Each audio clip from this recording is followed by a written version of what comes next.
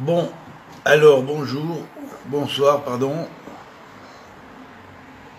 Je vous annonce que je vais demain poster une excellente vidéo que j'ai faite aujourd'hui, mais en hébreu, et je l'ai enregistrée pas en direct. Demain, elle sera prête avec l'aide de Dieu et je vais la mettre. Donc tous ceux qui comprennent l'hébreu, je les engage à se connecter et à regarder cette vidéo parce que elle est riche en expressions qui permettent de comprendre à la fois la notion de Torah, de Tzion, par rapport à la tradition primordiale.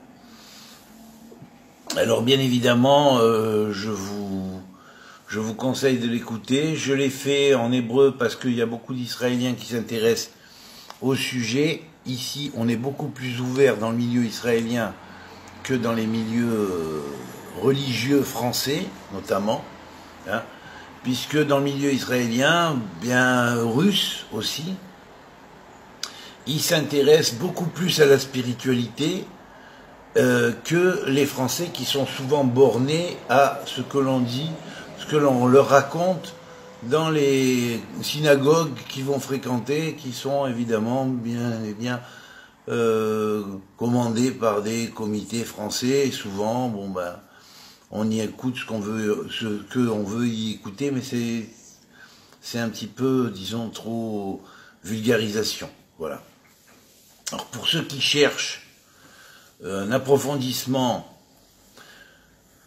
plus grand de la Torah, ceux qui veulent voir la Torah en grand, hein, eh bien, je pense que le milieu russe et le milieu israélien est beaucoup moins, comment dirais-je, chapeauté par des gens qui sont formés dans une manière de Torah de voir fermée à œillère, halakha, halakha, halakha, voilà.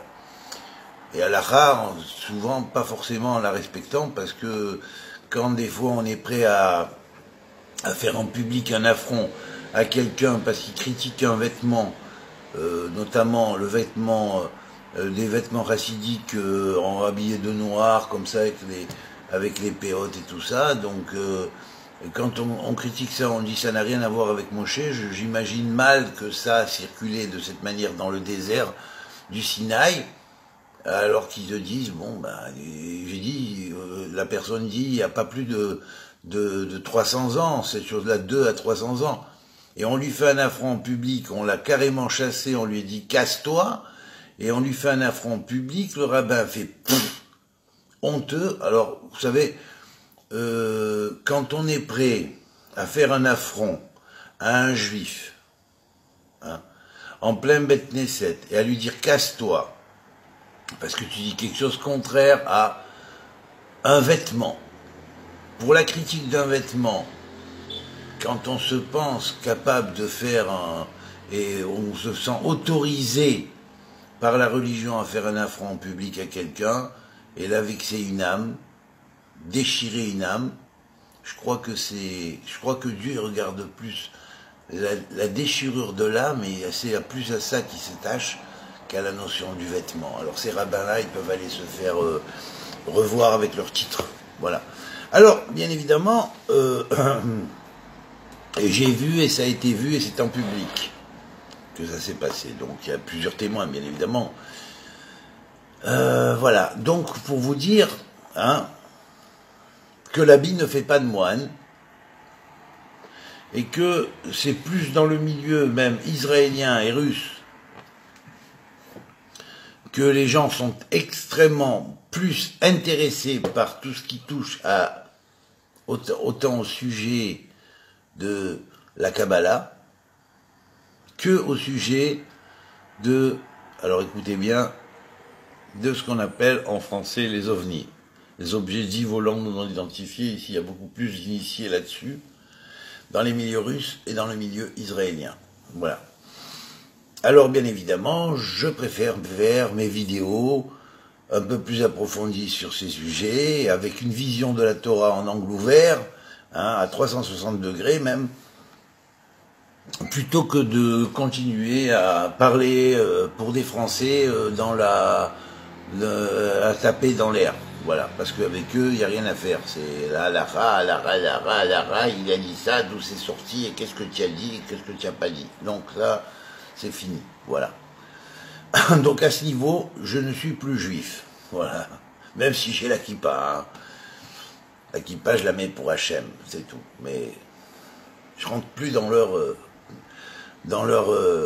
piège satanique. Voilà. Je parle pour l'humanité, je parle du message de la Torah sous son angle cosmique. Ceux qui veulent écouter, qu'ils écoutent. Ceux qui ne sont pas satisfaits de ce genre de discussion, qu'ils aillent voir ailleurs. Hein, et il y en a plein de raves qui enseignent ces choses-là. Hein, voilà. Moi, j'enseigne la Torah du Sod, voilà, du secret, et de ce qui est derrière le secret. Voilà. Donc,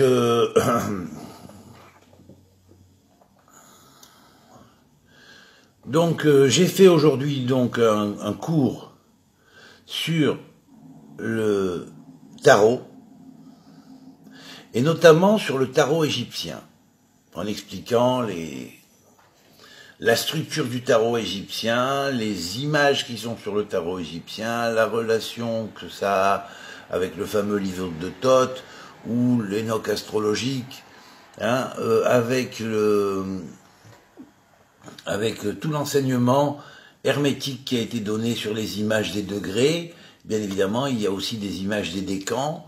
Donc voilà, on a, au travers de la description de ce tarot-là, à l'égyptienne, égypto-hébraïque, si on pourrait dire, plutôt, eh bien, on sait que toute la Kabbalah est condensée comme un livre secret, caché, au travers de 78 arcanes, et j'ai commencé à parler donc de, disons, l'échafaudage général, si on peut dire, de cette grande science extraordinaire qui ouvre tous les mystères du tarot ésotérique, en passant par la clé égypto-hébraïque, bien évidemment, puisque Hanor, qui a fondé le système égyptien, en son temps connaissait l'hébreu, et c'est à partir de l'hébreu qu'il a fondé les bases de l'écriture égyptienne. Voilà. Comprend qui veut pas comprendre, c'est tant pis pour lui, mais en tout cas, les égyptologues ici auraient beaucoup de choses à creuser pour trouver dans ce domaine le langage caché qui est caché derrière l'écriture hiéroglyphique et sa relation directe avec la Kabbale hébraïque. Alors, bien évidemment, ici, vous l'écouterez, vous brancherez, si vous voulez, demain là-dessus. Je vais parler ce soir du livre des morts égyptiens, ou le fameux livre de Ani, hein, Sefer Ani, qui, on sait, est relié à Amenophis, fils de Apou, donc qui était le pharaon de l'époque, qui est assimilé à Joseph. Pour ça, vous pouvez voir La Bible avait raison du professeur Yosef Davidovitch, mais bon, vous avez plusieurs ouvrages de Davidovitch qui traitent de ces notions, hein, et la notion notamment de l'apport que Yosef a apporté à l'Égypte, sous l'angle, on pourrait dire, matériel, et aussi, on pourrait dire, caché. Voilà. Et là, vous verrez que, effectivement, Yosef, le grand décodeur du système énochien de la Torah, de la Torah manifestée sous la forme de l'ahiéroglyphique égyptien, avec 26 clés de transformation, 26 clés de domaines hiéroglyphiques, si on pourrait dire, eh bien, vous verrez que c'est parfaitement complexe. Alors, parfaitement, ça confirme parfaitement le rapport qui existe étroit entre les deux langues. Alors, bien évidemment, bon, je l'ai fait en hébreu. Peut-être plus tard je le referai en français. Mais en français, je le ferai peut-être en milieu restreint et limité avec des gens désignés que je taguerai, donc ils auront le lien d'invitation et ils pourront regarder. Voilà. Parce que je compte transmettre un enseignement et arrêter d'être enquiquiné par tous ces gens qui viennent des fois mettre déposer leurs poubelles sur mes postes. Voilà. Et au moins ils seront interdits d'accès, donc à ce moment-là, ils pourront continuer à se gargariser en Torah couscous boulette entre eux. Voilà. Et en rabbin qui prêchent des choses et qui font le contraire. Voilà. Alors voilà, donc maintenant, je voudrais parler donc de ce livre ce soir, de ce fameux livre de Annie, le livre des morts égyptiens. En fait, la véritable traduction ne serait pas le livre des morts égyptiens, mais serait le livre de ceux qui acquièrent la vie en vainquant la mort. Ce serait le vrai titre, en fait, de ce livre. Le Hani, c'est le contraire du Haïn en hébreu. Le Hani, c'est le moi, c'est l'être. Et à position à l'être, il y a le néant. Alors dans le néant, certes, Dieu est, et donc le néant n'est pas, puisque Dieu est, donc, et qui s'appelle aussi néant. Donc ce néant est un néant qui est, un néant qui est, comme disait Aristote, et pas pour rien d'ailleurs. Mais nous dirons que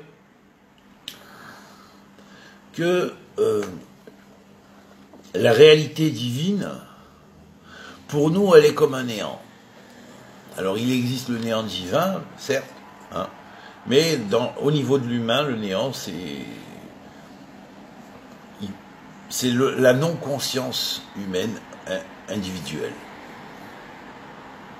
Mais lorsque la conscience est extraite du néant par Dieu, elle devient le Hani. De la même manière que Dieu lui-même, lorsqu'il veut s'exprimer à sa création, devient le Hani. Voilà. Donc, sans quoi, il est le En-Sof, c'est-à-dire l'infini néant. Mais l'infini néant qui est une infinité de possibilités, puisque ce néant n'est pas un néant, puisqu'il est. Voilà. Donc,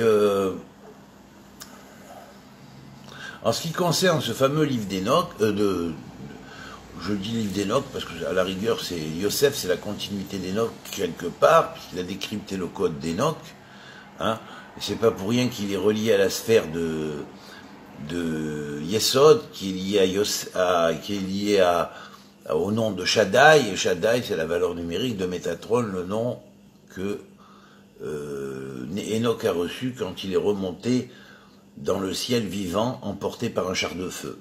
Un char de feu, on se doute bien que c'est une Merkava très avancée, hein, de civilisation très très avancée, dont il est certes prince dans cette civilisation-là, et il va être accueilli à son retour de mission sur Terre, puisqu'il est descendu volontairement en tant qu'humain sur Terre, mais qu'en réalité c'était cet archange-là, avant même de descendre en tant que Hanor, Ben Yered, fils de Yered, c'est-à-dire fils de celui qui descend. Alors vous voyez qu'après il y aura la Yerida et Mitzraïm, après que Yosef soit descendu en Égypte, qu'il ait été vendu, eh bien tous les frères vont descendre là-bas en Égypte, et toute la famille de Jacob va descendre en Égypte. On appelle ça Yerida et Mitzraïm, c'est-à-dire le fait de descendre un petit peu comme Yered, hein, a descendu Hanor, et que Yosef est descendu, il a pris l'exemple de Hanor, eh bien, il a décodé le système de Hanor. Tous les enfants d'Israël vont descendre pour apprendre les secrets de l'Égypte. Parce que l'Égypte était à l'époque, on pourrait dire, la détentrice de toutes les clés, de toutes les traditions, de toutes les nations. Il y avait dans la bibliothèque d'Alexandrie des ouvrages de toutes les civilisations, sur toutes les civilisations. Donc, l'Égypte possédait à la fois même les dossiers des civilisations qui avaient précédé, qui avaient été transmis par, on pourrait dire par par tradition, depuis Hanor, et par la suite, à la nouvelle Égypte, qui a été l'Égypte post-Hanokienne, puisque Hanor était avant le déluge, donc l'Égypte qui est venue après Hanor, donc celle qui est venue par Noach, le petit-fils qui était le petit-fils de Hanor, donc Noach et ses enfants ont fondé la nouvelle civilisation noachide, et l'humanité se sont répandus, les membres de cette humanité sortant de l'arche, nouvelle humanité sortant de l'arche, ou renouvelée, hein, ont commencé à peupler et à devenir les initiateurs, si on peut dire, des êtres humains qu'on appelait Blial, qui avaient survécu au déluge, parce qu'il y a eu quand même des êtres humains qui ont survécu au déluge, et qui se sont cachés sous les pyramides et ailleurs, enfin bref, dans différents lieux, et qui ont échappé au déluge. Il y en a eu quelques-uns, et ces quelques-uns-là, la société noachide est venue et s'est réunie encore une fois avec ces hommes Belial, c'est-à-dire ces homo sapiens, certes, mais pas assez développés au niveau divin, donc qui devaient élever et remonter le niveau. Donc ils ont fondé les nouvelles sociétés, et tous les fils de Noach, hein, sont devenus les dirigeants, on pourrait dire, initiaux des 70 peuples. Voilà. Et donc l'Égypte, c'est Mitzrayim qui l'a fondée, hein, et qui a donc réinstitué toute la hiéroglyphique qui était à la base transmise, et tous ces codes-là sont passés en Égypte, et donc grâce à Mitzrayim, la société égyptienne a été refondée. Alors c'est vrai qu'on voit que, par exemple, autour du Sphinx, le Sphinx avait apparemment subi des dommages par l'eau. Et bien évidemment, ça vient aussi du dommage du déluge de Noach. Et donc après ça, on a redébroussaillé le Sphinx, mais il y a eu quand même une usure de certains comment dirais-je, des pierres du Sphinx, si on pourrait dire, ou du calcaire et du Sphinx, et qui ont après un peu fait, les eaux ont fait un peu une érosion de la forme initiale de base du Sphinx. C'est logique. Voilà. Alors maintenant, on va regarder le livre des morts. Alors, comme c'est le premier cours, le cours sur le tarot sera fait en hébreu, je le continuerai, hein, et puis ce cours-là, je le fais sur le livre des morts en français. Voilà. Alors ça ira en parallèle. Ceux qui veulent regarder les cours en hébreu sur le tarot, ben, vous verrez, je les insérerai au fur et à mesure. Demain, j'insère le premier cours qui a été fait. Chaque semaine, il y en aura un nouveau. Voilà. Alors, c'est un cours que je fais avec une dame qui veut prendre un cours particulier sur l'ésotérisme du tarot. Une dame qui est russe et qui est assez avancée au niveau spirituel. Voilà. Bon, donc, et puis je vais avoir bientôt un groupe de Russes, grâce à Dieu, et puis après on complétera avec des Israéliens, parce que les Français, je commence à en avoir marre, et surtout des Français de Netanya. Je m'excuse, il y en a peut-être des corrects, certainement, et peut-être même parmi vous qui écoutent, mais vous savez, enfin, à Netanya, j'ai été grillé, alors, bah, merci, non merci. Voilà. Alors, le fameux livre des morts égyptien, ou livre de ceux qui ont vaincu la mort, à qui l'éternité vaincu la mort, en la traversant et en la gagnant, eh bien, ce livre contient 192 chapitres. Alors, 192 chapitres, bon, je dis pas que c'est la valeur numérique des deux prénoms de ma femme, hein, mais enfin, peut-être que comme Yosef a été là-bas en Égypte, il a trouvé, comment elle s'appelle, la fille de Dina, il est possible que moi aussi je sois descendu quelque part en Égypte pour trouver la fille de Dina, et donc Yosef a fait de moi le nouveau décrypteur du Sefer Ani. Voilà, donc le livre d'Ani. Et voilà. Merci Yosef, merci Hanor. Alors, évidemment, il est constitué de 192 chapitres, qui est la valeur numérique de Baketz, à la fin. Ça veut dire que certes, c'est vrai, ce livre, même si Yosef l'a donné pour démocratiser quelque part le système de la possibilité, donner la possibilité à tout le peuple d'accéder, si on pourrait dire, à la vie après la mort et à l'éternité de la vie après la mort, hein, chose qui était avant dans le système égyptien, comment dire, enfermé peut-être par certains prêtres qui avaient un peu tourné la tradition originelle, eh bien, alors que le but de la tradition originelle énochienne était dans ce sens-là.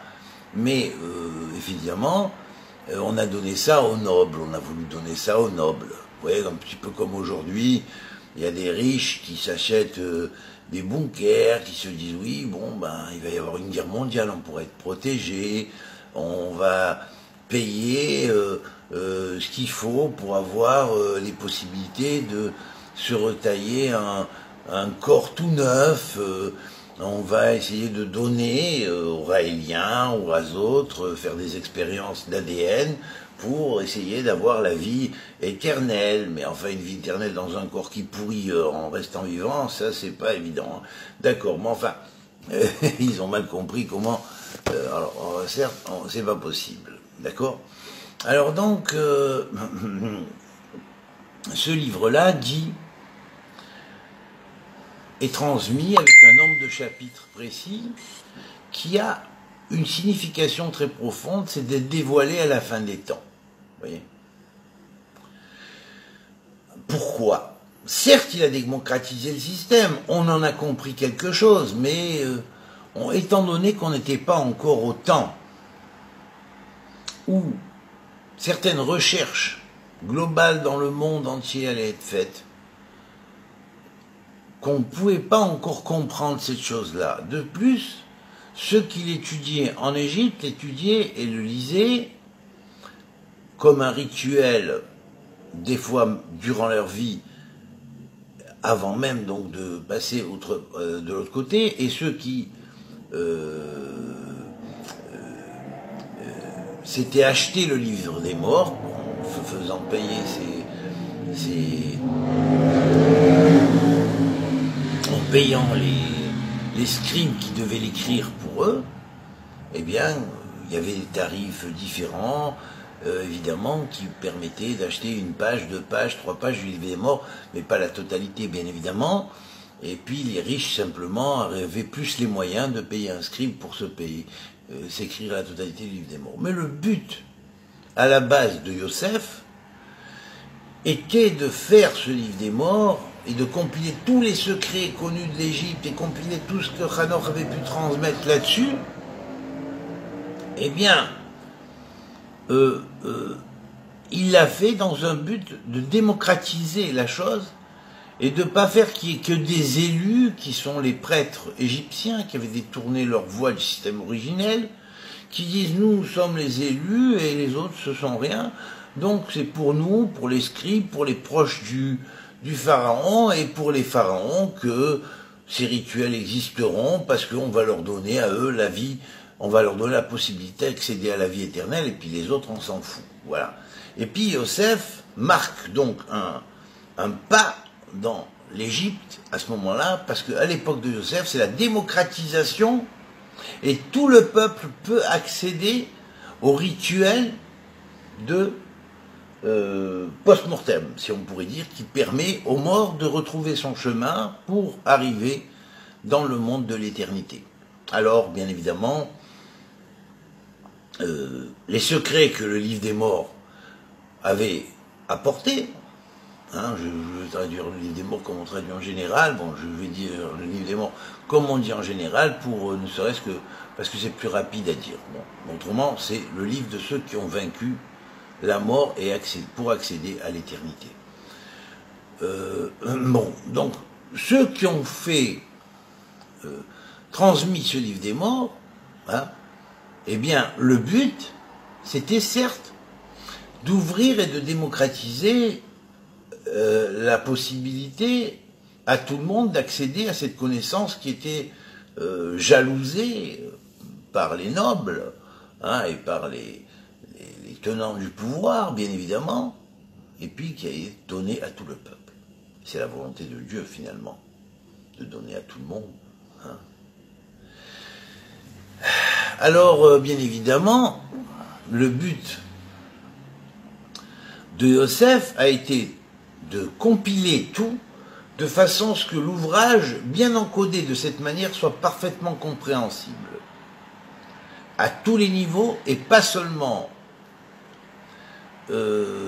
compréhensible en égyptien, compréhensible en hébreu à partir du moment où il savait qu'il y aurait un Mashiach ben Yosef, un Mashiach ben David et des préparateurs qui vont aller décoder le système à la fin des temps, parce que même si Daniel n'était pas encore né pour enterrer la clé tanachique et dire qu'elle va rejaillir à la fin des temps, eh bien certes, Yosef, par vision prophétique, l'avait vu.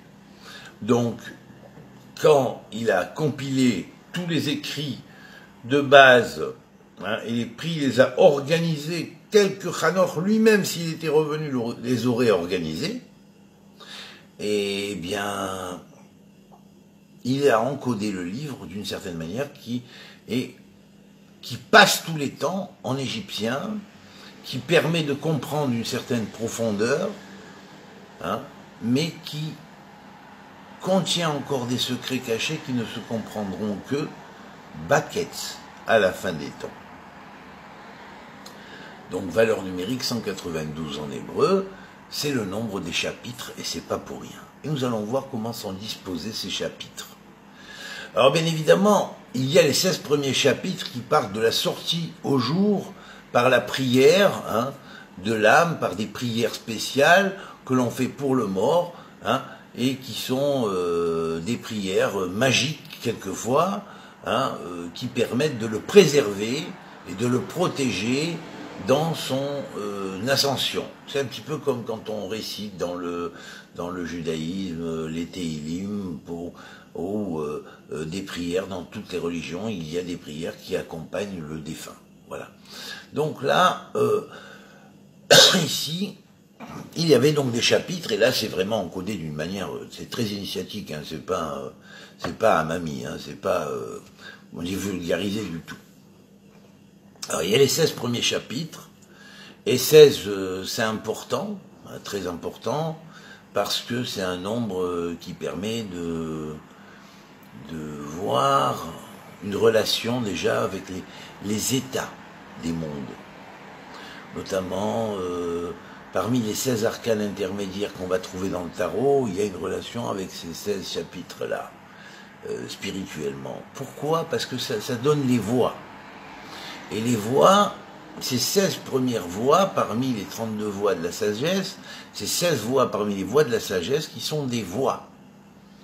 Ces voies-là sortent de certaines lettres, mais ce sont ces lettres-là qui, dans leur intériorité, vont permettre, si on pourrait dire, le passage du mort, de la mort à la vie.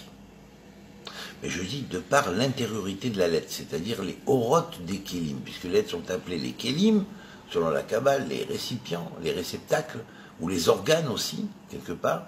Bien, il y a l'intériorité de l'organe qui, elle, va représenter l'intériorité de la lettre, et l'intériorité de la lettre, c'est une lettre qui est construite avec des sphirotes. Avec des sphirotes, ce sont des plans séphirotiques, et ces plans séphirotiques-là vont construire la lettre dans son intériorité, et des sphirotes vont émaner les lumières qu'on appelle les orotes des kélim, ou les lumières intérieures qui éclairent les organes. Voilà. Voilà. Alors, les 16 premiers chapitres, ils ont une relation avec ça. Puis après, il y a les chapitres qui vont de 17 à 64. Alors ces chapitres-là, bien évidemment, ça va représenter la sortie au jour, certes, c'est-à-dire quand l'âme sort du corps du défunt, plane au-dessus, et en même temps, elle va vivre sa régénération, elle doit avoir un triomphe, un épanouissement, et donner l'impuissance à ses ennemis qui cherchent à le culpabiliser de ses fautes, montrer par quoi il est l'accuser, parce que ce sont des satanimes, des diables, hein, bien sûr, hein, l'accuser, de façon à ce que, sous la culpabilité, il se charge de fautes, et en se chargeant de fautes, il accepte son sort, et bien évidemment, en acceptant son sort, il va être, comment dirais-je, capté par les forces du mal qui vont encore plus l'attacher et le contrôler à la prochaine incarnation, et c'est comme ça que ça marche. Alors, pour éviter ça, il y a donc toute cette deuxième partie du livre des morts, qui est la partie qui inclut les chapitres de 17 à 64. Et on va voir qu'ici, 64, c'est de 17 à 64, c'est 3 fois 16. Alors on a 16 plus 3 fois 16 égale en fait 64, et il y a une relation bien évidente avec les lames dites de la géomancie et les lettres intérieures et les hexagrammes du Yiking. Mais comment ça fonctionne, ça c'est encore une clé que la Kabbale dévoile. Alors voilà, et tout ça marche ensemble, vous comprenez? Alors après, bon, vous avez les chapitres qui vont de 65 à 128, on remarque que 128 c'est 2 fois 64, vous voyez? Or de 65 à 128, on a encore 64 qui sont aussi en relation avec les hexagrammes, et on sait que même la fleur de vie est modelée selon le mode 64. Voilà, donc la fleur de vie qui est une des bases de l'application spirituelle que chacun fait sur lui pour construire sa Merkava personnelle. Alors ensuite, bien évidemment, cette troisième partie s'appelle la sortie au jour, c'est-à-dire quand l'âme sort du corps, et au moment où elle commence à prendre conscience de ses pouvoirs, après avoir vaincu certains ennemis, elle commence à avoir le pouvoir sur les éléments, et à ce moment-là, elle a des possibilités de transfiguration en différentes possibilités qu'elle contrôle. Vous comprenez? Alors, en les contrôlant, elle peut prendre l'apparence de l'aigle et monter vers le ciel et voler. Elle peut prendre l'apparence je ne sais pas, du lion et avoir une force extraordinaire. Enfin bref, voilà. Et être respectée et reconnue dans l'assemblée des sages. Alors voilà. Donc, si on pourrait dire des sages d'en haut, qui sont en fait appelés les dieux dans le vif des morts, mais les dieux, il faut les prendre comme Elohim au sens pluriel, c'est-à-dire les forces divines, de la même manière que Moshe et Aaron eux-mêmes étaient considérés comme des Elohim vis-à-vis de Pharaon, et c'est Dieu lui-même, Elohé à Elohim, le Dieu des dieux, qui leur dit ça. Donc je vous ferai comme des Elohim vis-à-vis de Pharaon. On sait de là que les notables, les juges, les princes des nations sont appelés des Elohim parce qu'ils ont un pouvoir supérieur, si vous voulez, par rapport à ceux sur lesquels ils exercent leur pouvoir, de pouvoir donné par Dieu. Donc, c'est ainsi que, si vous voulez, dans l'assemblée des Elohim, le mort qui va devenir un vivant éternel et après avoir vaincu le système d'apparent de la mort, eh bien, il va y trouver sa vérité, elle va être connectée avec les dieux et reconnue dans l'assemblée des dieux, hein, des forces divines éternelles, ou disons immortelles, hein, et donc, dans cette troisième partie, le livre des morts va nous décrire les transfigurations possibles de l'âme du mort qui devient un Osiris vivant, un Osiris en tant que mort, un nouvel Osiris qui va pondre un Horus, si vous voulez, c'est-à-dire un fils du soleil ou un Horus Ré qui est l'incarnation symbolique du soleil. Chose que par la suite, dans la religion chrétienne, quand ils ont commencé plus ou moins un peu à s'intéresser au mystère de l'Égypte, ils ont compris que, parce qu'ils avaient une Kabbalah qui avait été transmise évidemment, hein, et qui était aussi liée à la transmigration, alors bien évidemment ils ont compris le parallèle qu'il y avait entre ça et ça, ils ont dit, ben évidemment, Hanoch a compilé comme ça, mais nous on va décoder, ben, ils ont appliqué ça au christianisme, voilà. Alors, bien évidemment, ça a été intégré dans le christianisme. Alors, ces notions-là, on va voir hein, que cette transfiguration, elle existe dans l'âme du mort, et évidemment, le christianisme va avoir été là pour une chose, en tant que continuité de la clé tanakhique, il allait être là pour modeler les gens et leur donner à chacun, en parole humaine, la possibilité, en tant qu'être vivant sur cette terre encore, avant même la dématérialisation, comment travailler sur soi dans l'intériorité de son soi-même, de façon à devenir, être prêt à devenir un fils divin et à rentrer dans le principe cosmique universel du Messie universel qui allait symboliser ici et qui avait été symbolisé dans la tradition égyptienne par le principe d'Osiris qui incarnait le soleil, puisqu'on sait que le Messie universel est comparé au soleil universel, donc clair et net, voilà, vous l'avez dans la tradition égyptienne, avec son langage tel c'était dans la tradition originelle primordiale, et ce sont des vérités qui se sont transmises par la suite, et qui ont pris différentes formes en fonction des périodes, voilà. Alors, bien sûr, si on en a fait quelque chose qu'on a défiguré aujourd'hui, ça c'est une autre chose, mais à l'origine c'était comme ça, voilà. Alors, vous avez...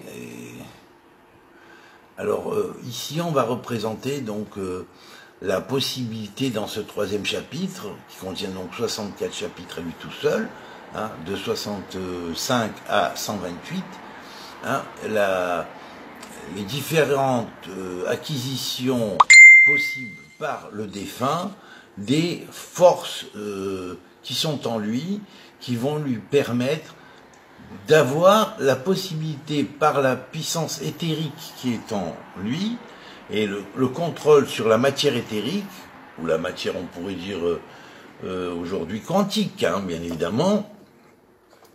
Pour ça que je vous dis, on est plus capable de comprendre ça aujourd'hui qu'on était capable de le comprendre dans l'Antiquité. Maintenant, je veux dire, parce à cause de l'évolution de la science, de certaines choses qui ont été dévoilées, et puis qui permet de mieux comprendre ces choses-là. Voilà.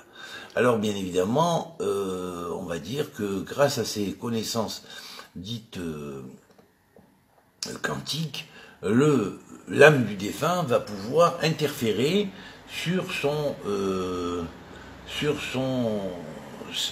la forme de sa matière, c'est-à-dire sur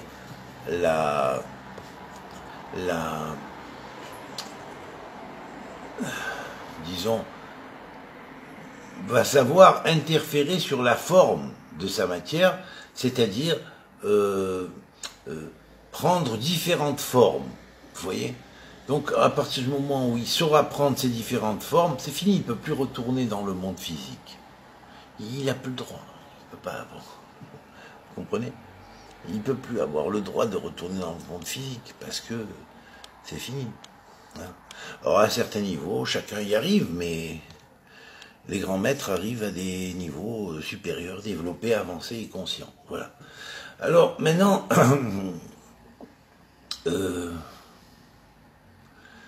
il a la possibilité néanmoins, ce défunt, de se rendre au lieu de son tombeau de temps en temps et de bénir ceux qui viennent pèleriner sur son tombeau, comme on le voit pour les pèlerinages, par exemple dans les lieux de saints, n'est-ce pas, de tous azimuts, hein, bien évidemment. Alors, bien évidemment, il y a une possibilité aux saints de venir bénir hein, ceux qui viennent prier sur sa tombe et demander des fois des choses qu'on demande pour un mariage, pour une bonne réception de Parnassa, pour que les choses s'arrangent dans la vie, pour une réussite spirituelle et tout ça. Donc ça existe effectivement. Et là, c'était ici signifié par la possibilité donc au défunt de venir sur le lieu de son tombeau. Donc automatiquement, les pyramides avec les fresques qu'elles contenaient, fresques notamment du livre des morts, étaient un lieu de passage pour toutes les âmes qui devaient en réalité transmigré. Alors elle savait que c'était dans telle et telle pyramide qu'il y avait les passages du livre des morts écrits, donc elle devait, d'après le rituel, une fois enterrée avec le morceau de livre des morts au cimetière où ils avaient décidé d'enterrer, si c'était pas un noble, si c'était pas fait construire un temple ou une pyramide, eh bien ils pouvaient savoir que la pyramide servait de vortex au passage dans l'au-delà. Voilà. Voilà, donc c'était une espèce de machine spirituelle permettant le passage plus facile dans l'au-delà, et notamment où les murs étaient gravés d'inscriptions qui permettaient aux morts de s'y retrouver plus rapidement dans son cheminement vers l'au-delà. Maintenant, évidemment, s'il était initié à l'ahiéroglyphie plus en profondeur, ben il arrivait plus à accéder à des niveaux plus hauts que s'il n'était pas initié à ces choses-là. Alors voilà, où il pouvait renaître par la suite, mais renaître dans les meilleures conditions. Voilà. Donc après, vous avez évidemment la quatrième partie qui, elle, va inclure les chapitres du chapitre 130 au chapitre 162. Et il y a ici 32 chapitres. Alors vous avez remarqué, 16 depuis le début, premier chapitre. 48, 3 fois 16, deuxième chapitre. Troisième partie, pardon. Première partie, 16 chapitres. Deuxième partie, 48 chapitres ou 3 fois 16 chapitres. Ce qui fait en tout 64 chapitres. Puis 64 chapitres qui suivent, qui sont aussi 4 fois 16 chapitres. Et ensuite, bien évidemment, le chapitre la quatrième partie, allant du 130 à 162, c'est-à-dire ici 32 chapitres, c'est-à-dire la moitié de 64 chapitres, mais et le double de 16 chapitres. Vous voyez comment c'est encodé, n'est-ce pas? Voilà. Alors après, on trouve des chapitres supplémentaires, c'est-à-dire qui vont donc du chapitre 163, à 192, et là c'est 30 chapitres. À quoi sont liés ces 30 chapitres? Eh bien, je vais vous le dire. Ils sont reliés directement aux 30 passages du soleil dans les degrés d'un zodiaque quelconque, avec ce qu'on a, selon la Kabbale, nous avons appelé Kelim Pnimiim, Kelim Chitzoniim et Kelim Emtsaïm, c'est-à-dire les récipients ou les réceptacles du milieu, les réceptacles d'intériorité, les réceptacles d'extériorité. Voilà, donc on appellerait ça aussi, on peut appeler organe extérieur, organe intérieur, organe intermédiaire. On peut parler de, si vous voulez, de sphirotes dites intérieures, extérieures ou intermédiaires. Voilà. Et là c'est 30 comme les degrés du zodiaque sur chaque signe. Donc selon le signe de la personne, à sa naissance, il pouvait hériter d'une formule de naissance avec des noms de dieux précis, comme ça existe dans la Kabbale aussi notamment, et bien développé dans la Kabbale. Et après, bien évidemment, il y aura les 30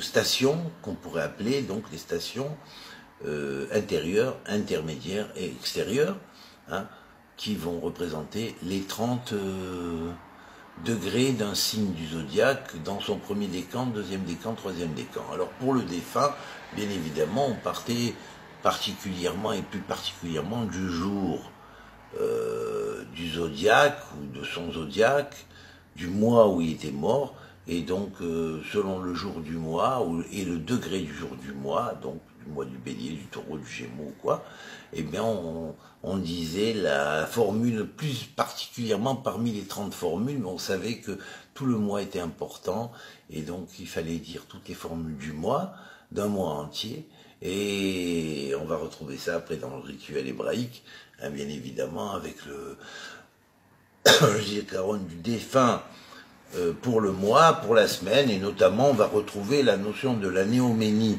c'est-à-dire du Rosh Chodesh, en Égypte, dans le livre des morts égyptiens, et bien avant que les Bibles étaient imprimées, bien évidemment. Et puis on va retrouver la notion de la sanctification du premier quartier de lune, ce qu'on s'appelle Kiddush Alevana, hein, dans l'hébraïsme, dans la tradition hébreu, israélite, donc juive, eh bien on va le retrouver dans l'Égypte au travers de la sanctification du premier quartier de la lune, qui est très importante. À partir de là commencent à croître les forces de lumière, voilà, jusqu'à la pleine lune.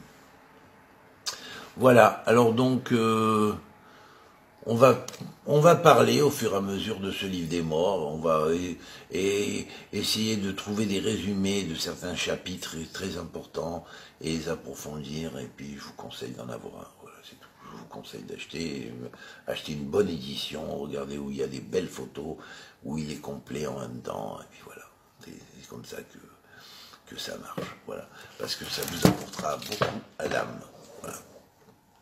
Il y a plusieurs versions, à vous de voir, choisissez, et vous avez le choix. En plus vous avez la FNAC là-bas, alors avec la FNAC vous êtes servi, hein. Oui, bien sûr.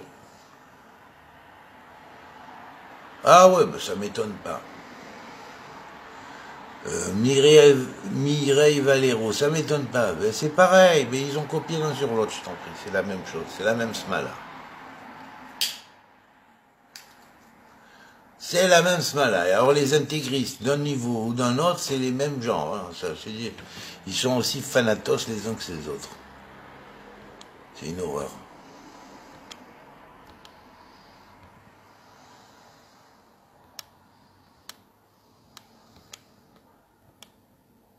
Voilà, alors je vous conseille de faire passer ce cours, hein, de façon à faire profiter le maximum de gens et que j'ai un peu plus d'écoute, moi, parce que franchement, je pense que maintenant mon temps commence à venir, donc on va commencer à s'intéresser de plus en plus à ce que je dis, parce que je dis des vérités qui sont fondamentales et qui se confirment autant d'un point de vue politique que prophétique. Voilà.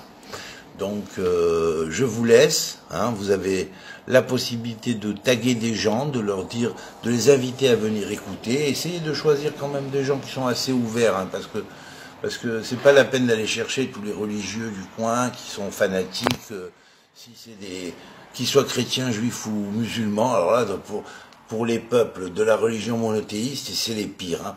Donc je préfère pas, voilà, je préfère pas, c'est pas la peine. C'est pas la peine du tout. Je veux plus de ces gens-là, du reste. Voilà.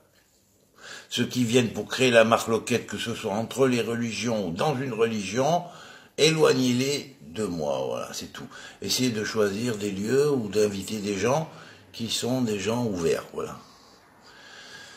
Voilà. Koltou, amitié à tous, que Dieu vous bénisse, et je vous souhaite même à l'avance Shabbat Shalom, puisqu'on est déjà mercredi soir, donc eh bien, on va commencer déjà à travailler. Voilà. Allez, Koltou, amitié à tous, et que le Shabbat éternel bientôt s'installe sur la planète, et que le birour se fasse, et que bientôt ceux qui sont virusés par des virus religion X ou Y, hein, eh bien, qu'ils soient bientôt dévirusés. Amen. Parce qu'ils ont besoin de se réveiller et d'être lâchés par les prédateurs qui les tiennent, et qui ont installé chez eux des espèces de puces dans leur sommeil même. Hein, les prédateurs, je parle pas de prédateurs matériels, hein, parce qu'il y en a, mais ils sont au service d'autres prédateurs qui, eux, sont d'ordre cosmique. Hein. Ils le savent, les gouvernements, mais ils le disent pas parce que vous saurez qu'ils vous vendent, alors que si vous savez qu'ils vous vendent et que tout ça est créé par des mauvais prédateurs, alors qu'il y a d'autre côté des bonnes civilisations qui ont proposé leur aide, mais ceux qui s'en mettent plein les poches, ils n'en ont rien à faire de ça. Ce qu'ils veulent, c'est du pognon. C'est de contrôler. Donc ils ont préféré faire des pactes et des alliances avec des civilisations qui sont pas du tout évoluées, qui sont vraiment nulles, quoi, par rapport aux civilisations véritablement avancées. Allez, Koltou, amitié à tous, et que Dieu vous bénisse.